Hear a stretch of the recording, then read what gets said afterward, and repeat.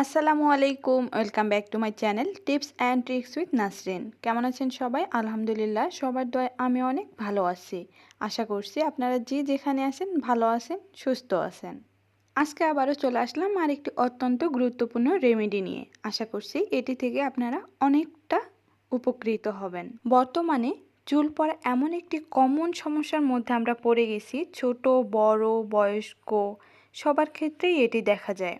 আমি আজকে আপনাদের সাথে যে রেমেডি শেয়ার করব, এটি অবশ্যই আপনারা ভালো রেজাল্ট পাবেন ব্যবহার করলে। আশা করব ভিডিওটি সম্পূর্ণ দেখবেন, তাহলে বুঝতে পারবেন। চলুন তাহলে শুরু করে দিই। এখানে দেখতে পাচ্ছেন আমি একটি তেজপাতা নিয়েছি। ছোট ছোট দুটি পাতা আমি নিয়েছি। আপনারা চাইলে একটু বড়ও নিতে পারেন অথবা ছোট করে নিতে পারেন, কোনো সমস্যা নেই। এরপর দ্বিতীয় যে উপাদানটি নিয়েছি সেটি হচ্ছে কালো জিরা। এটি সবার বাসায়ই থাকে।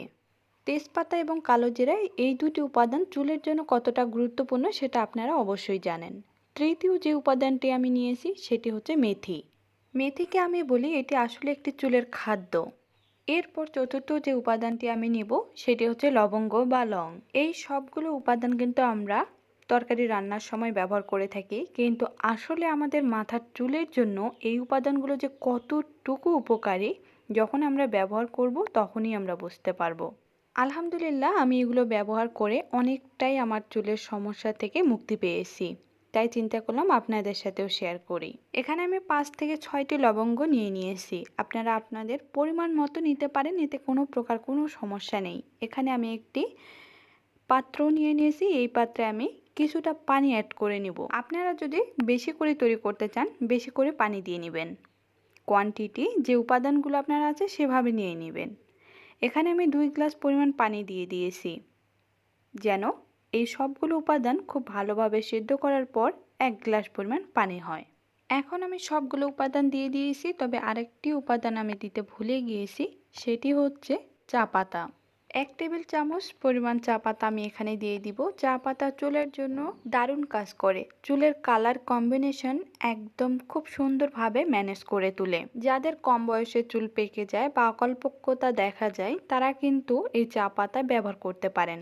একবার ব্যবহার করলে যে কমে যাবে তা কিন্তু না, কিছুদিন ধরে ব্যবহার করতে হবে। এখন আমি সবগুলো উপাদানকে চুলায় বসিয়ে দিয়ে প্রায় 10 থেকে 15 মিনিট পর্যন্ত সিদ্ধ করে নেব। খুব বেশি যে জাল দিতে হবে তা কিন্তু না, হালকা মিডিয়াম আঁচে রেখে দিলেই হবে, যেন সবগুলো উপাদান খুব ভালো মতো সিদ্ধ হয় আর নির্যাসগুলো যেন খুব ভালোভাবে বের হয়, যেহেতু উপাদানগুলো শুকনো। চুল পড়বেই, এটাই স্বাভাবিক, কিন্তু প্রতিদিন 50 থেকে 100টি চুল পড়বে, এটা মাথায় রাখতে হবে। এটা পড়লে কখনোই মনে করবেন না যে চুল পড়া বেশি দেখা যাচ্ছে। এর অধিক যখন দেখবেন তখন চুলের জন্য কেয়ার করতে হবে আপনাকে। মোটামুটি এটা আমার সিদ্ধ হয়ে গেছে। এখন ঠান্ডা হওয়া পর্যন্ত আমি কিছুক্ষণ অপেক্ষা করব। আপনারা দেখতেই পাচ্ছেন যে পরিমাণ আমি পানি নিয়েছিলাম তার কিন্তু অর্ধেক করে ফেলেছি। এখন আমি একটি ছাঁকনির সাহায্যে এই লিকারের পানিটিকে আমি সেঁকে নিব। চুল পড়তে গেলে এর জন্য ডাক্তারের কাছে যেতে হবে, আবার হচ্ছে অনেক নামি দামি ব্র্যান্ডের জিনিস ব্যবহার করতে হবে, এমনটা কিন্তু কখনোই না। প্রথমে আপনাকে ঘরোয়াভাবে কিছু উপায় বের করে চুলের যত্নশীল হতে হবে। যখন আপনার ঘরোয়া উপায় কোনোভাবে চুল পড়া বন্ধ হচ্ছে না, তখন আপনার মনে হবে আপনার ইন্টারনাল কোনো কিছু টেস্ট করার দরকার বা হরমোনাল ইমব্যালেন্স রয়েছে যে কারণে আপনার চুল পড়তেছে। তখন আপনারা চাইলে ডাক্তারের কাছে যেতে পারেন। এখানে আমি একটি ছোট স্প্রে বোতল নিয়েছি। এটাকে আমি হেয়ার টোনার হিসেবে ব্যবহার করব। এখন বলি কেন এই হেয়ার টোনার আপনারা ব্যবহার করবেন। প্রথমে আপনার চুলকে পরিষ্কার পরিচ্ছন্নতা রাখতে হবে। চুলের মধ্যে মাথার স্ক্যাল্পে নানা রকমের ইনফেকশন হয়, যেমন যখন আপনারা অতিরিক্ত পরিমাণ তেল ব্যবহার করেন, এর ফলে কিন্তু চুলের গোড়ায় খুশকি জন্মে যায়। অনেক ধরনের শ্যাম্পু ব্যবহার করার ফলেও কিন্তু আপনার খুশকি কখনোই যায় না। আপনারা যদি এই হেয়ার টোনারটি ব্যবহার করার পর আপনারা বুঝতে পারবেন যে আপনার মাথার স্ক্যাল্পে কত সুন্দর এবং কত পরিমাণ মাথার স্ক্যাল্পটি পরিষ্কার হয়ে গেছে।